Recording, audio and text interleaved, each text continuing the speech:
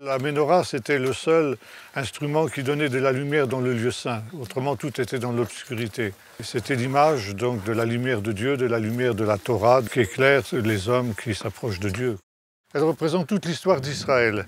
Vous avez ici le médaillon central avec Shema Israël, et vous avez ici sur la branche inférieure le texte de Zacharie 4, où il est question de la menorah d'or que le prophète voit.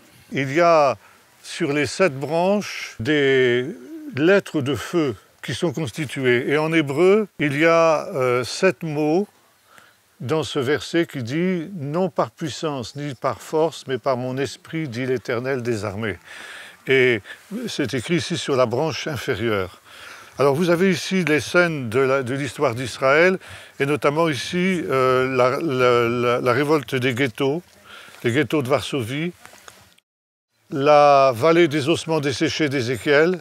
Vous avez ensuite ici Moïse et Aaron et Uchur qui soutiennent les mains de Moïse fatiguées.